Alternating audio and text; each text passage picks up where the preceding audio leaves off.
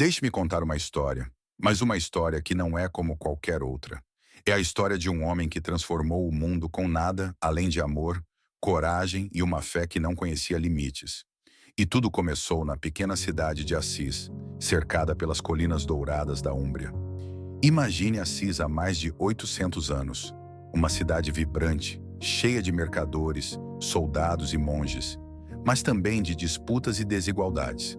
E ali, no meio de tudo isso, vivia um jovem chamado Francisco, filho de um rico comerciante. Ah, Francisco, ele era o rei das festas, cheio de sonhos de glória e aventuras. Mas a vida tinha outros planos para ele. Algo maior o aguardava. Um dia, Francisco ouviu um chamado. Não era uma voz qualquer, mas a do próprio Cristo, pedindo que ele reconstruísse sua igreja. Ele começou de forma literal, pegando pedras para restaurar igrejas caídas, como a pequena capela de São Damião e a humilde Porciúncula, um lugar tão pequeno que parecia insignificante, mas que se tornaria o coração de sua missão. Foi ali que Francisco começou a atrair seguidores. Homens e mulheres abandonaram tudo para viver uma vida de simplicidade e amor ao próximo. Entre eles, Santa Clara, uma jovem nobre que também se deixou tocar por sua mensagem. Mas Francisco não era um homem de ficar parado. Ele acreditava que o amor de Deus era para todos, não importava quem fossem ou onde estivessem. Foi por isso que, em plena Guerra das Cruzadas, ele decidiu fazer algo que ninguém teria coragem: cruzar o mar e ir ao encontro do sultão Malik al-Kamil, líder dos muçulmanos. Imagine isso: um homem desarmado caminhando para o território inimigo, enquanto o mundo inteiro guerreava em nome de Deus. E sabe o que aconteceu? O sultão, ao invés de mandá-lo embora ou matá-lo, ficou impressionado. Francisco falou sobre paz, sobre amor, sobre um Deus que não divide, mas une. E o sultão ouviu. Eles não fizeram as pazes entre exércitos, mas naquele momento, dois homens de culturas e crenças diferentes se conectaram.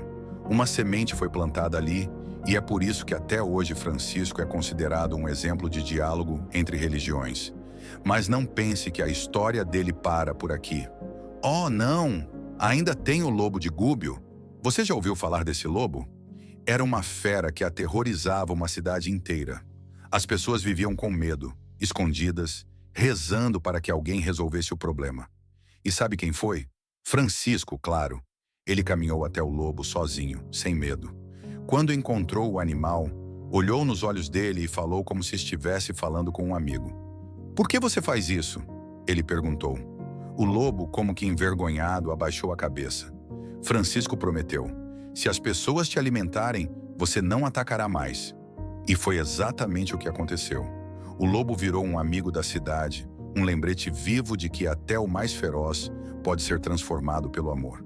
Mas o momento mais poderoso da vida de Francisco aconteceu no Monte Alverne, um lugar isolado e sagrado onde ele costumava ir para rezar.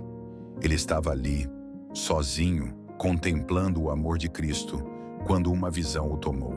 Ele viu um serafim, brilhando como o sol, com o corpo de um homem crucificado. E então, as chagas de Cristo apareceram em seu próprio corpo, nas mãos, nos pés e no lado. Imagine isso. Ele sentiu na carne o sofrimento de Jesus. Mas em vez de reclamar, ele cantou.